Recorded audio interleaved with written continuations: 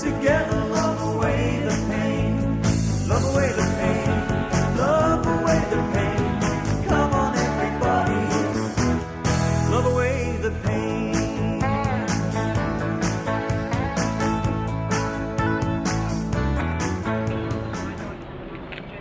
Okay, I'm Mr. Gibson. I represent OPOB News Limited, which is an alternative media, and I'm here in court today to argue my points against Plymouth City Council and the police for exposing a youth worker, if you like, regarding a sexual abuse allegation back in 2007.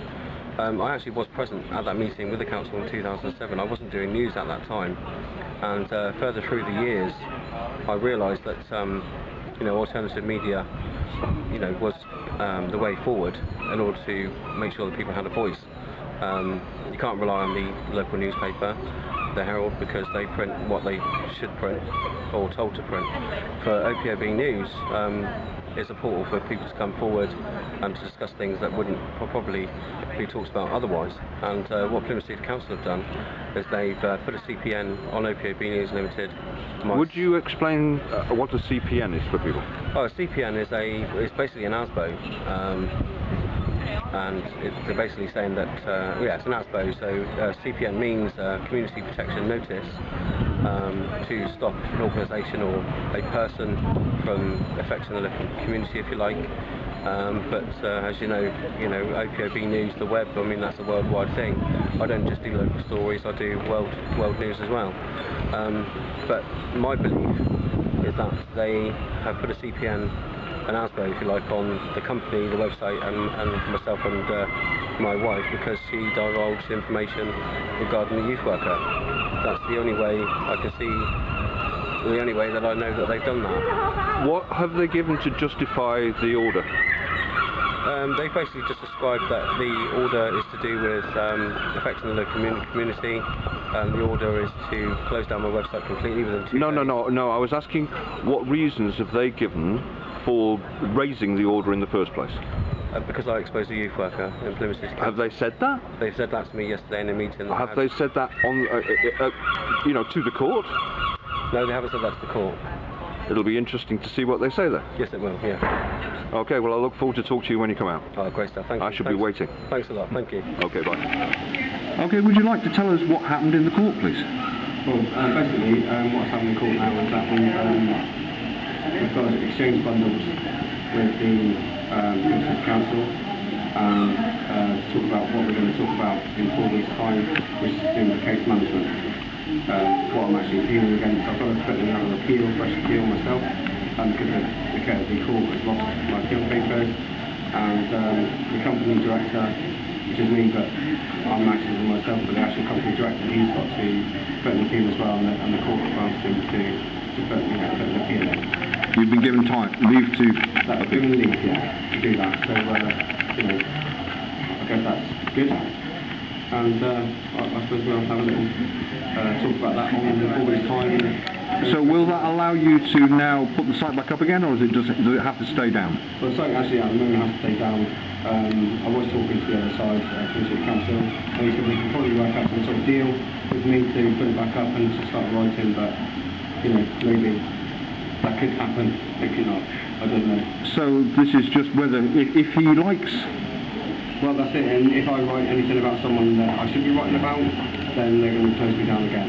So it's pure censorship? Pure censorship, yeah. Well, thank you for your efforts. That's all right. From all of us that are holding cameras. I'll keep going, don't worry about that. I'm not giving up, so, I've got plenty to talk about, and I know they're hiding things, and, I've got the facts, and they're going to have to argue those facts later on, so they said I can call in witnesses.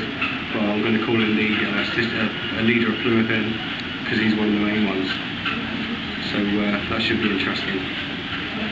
But apart from that, I don't think they're probably bringing the youth worker because he's hiding, because he's done wrong, and but what I am saying is I don't think that the council should put a CPN on a company that has written about this person.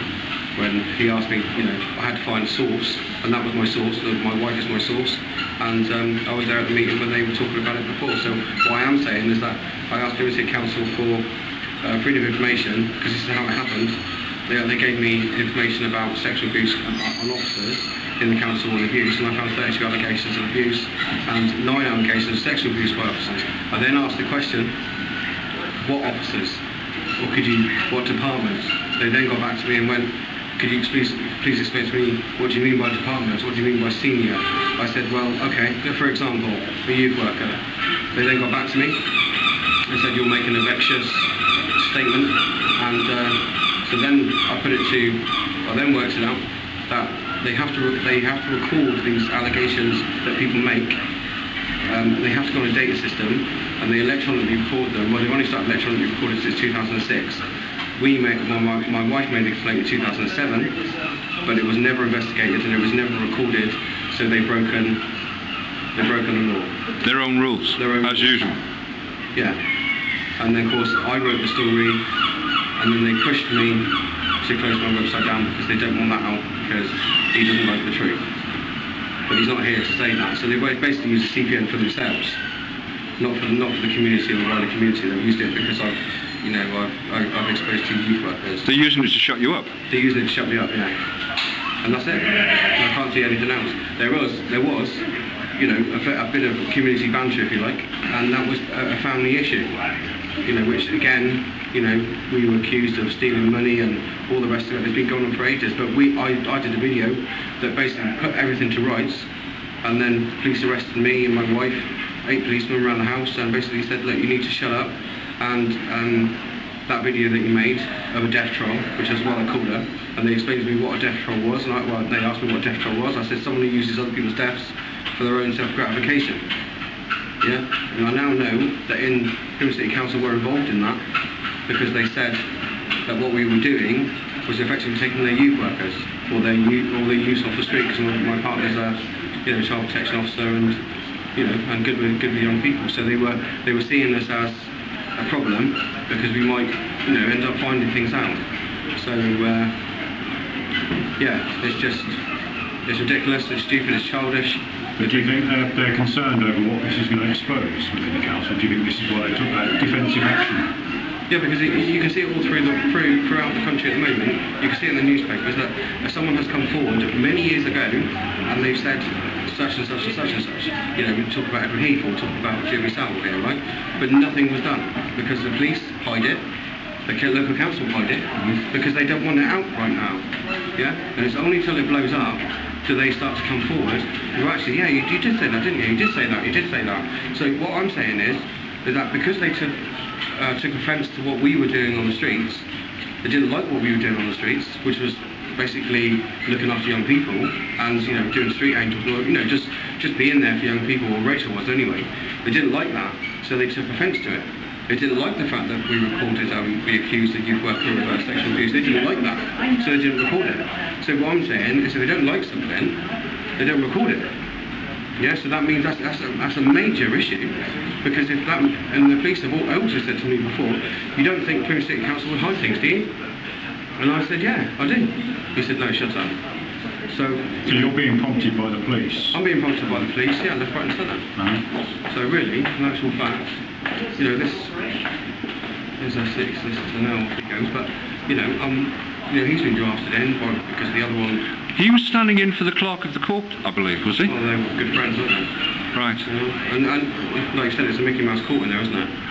It would seem so. Even straight away, there's no question of it, So is this being prosecuted under a criminal or a civil matter? Well, no, this is it. It was criminal before, and all of a sudden it's turned into civil. In a magistrate's court? In a magistrate's court. It's absolutely crazy. So there's a huge matter of jurisdiction. Yeah. Yeah, I mean, they basically, when they gave me the CPN, all that was on the CPN, this little bundle they gave me was their youth worker that I exposed, another youth worker that I exposed. That's the only reason why they wanted to shut me up. There was nothing else involved, but somehow the community, or parts of the community, have tried to destroy the OPOB news for whatever reason, because they're almost like soldiers of these people. Almost like soldiers of community. I mean, they do it all the time. I see them. They come onto my Facebook. They say things to prompt me to say something back. And then if I did, then that would go straight to City Council, or go straight to the police, and then that'd be recorded. And I know that now. I mean, I have failed a couple of times. I must admit, I've opened my mouth a few times about things, and that has ended up in the police station and recorded. I mean, I have actually been up to see the city solicitor in Plymouth, and I'm having a meeting with him, and on the wall there, just to my right, is all OPOB news in folders. And I said to him, "What's that?" And he said, "Oh, nothing to worry about." I said, "Well, it's my name up there." So he got 5, 6, 7 folders. And he said, "Well, no, we don't need to discuss that now." I said, "Well, I'll tell you what we do need to discuss here, Councillor." I said, 2 people access a school using a councillor's business card. He said, "We just move on from that." And I said, "No, let's not move on from that." I said, "Because the city councillor has told me that 2 people access the school to take them into town, to buy them clothes, to take them off to London, take them back to hotel rooms. But you kept that undercover. You had mediation with these people because you didn't want it out, you didn't want it exposed. But we exposed it and you never liked that." So what I'm saying is that all throughout the country, people are saying things to who we believe that should be protecting us, are actually not protecting us, they're protecting themselves. Because they don't want to lose their positions. Or they don't want to upset the community. So then you have people like the Local Herald who, you know, just writes what they want. And, you know, but they can persecute people, they can put people on, you know, on like, here's a picture of such and such, he's just stole something out of a shop. Yeah? But it might not be him.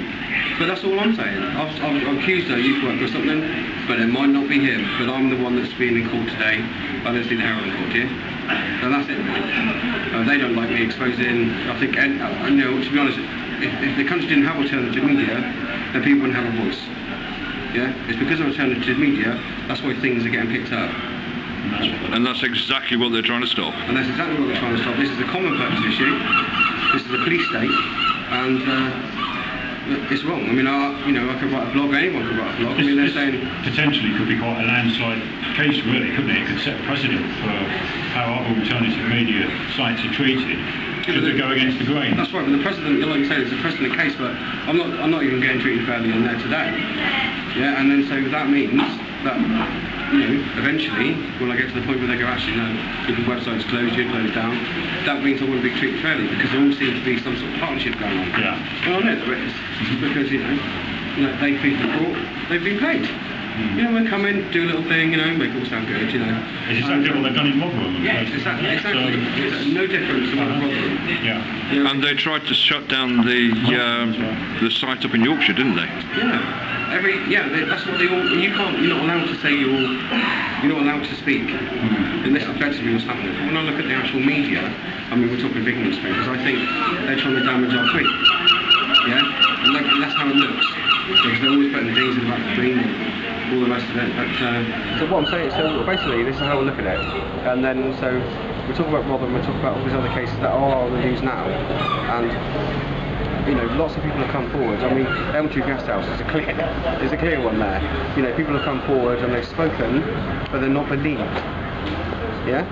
But they're damaged. They continually get damaged.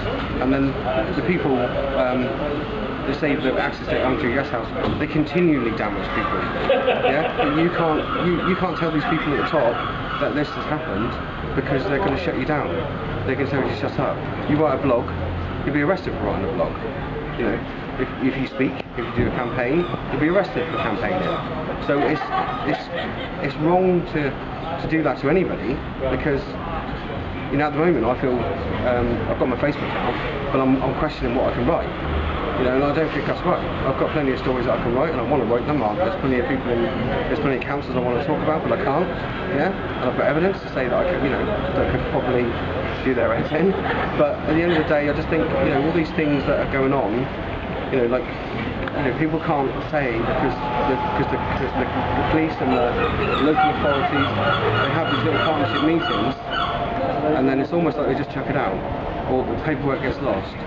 And so that person then feels a victim, yeah, and then they've got to go on and survive. But they're not taking notice. No one's taking notice of them.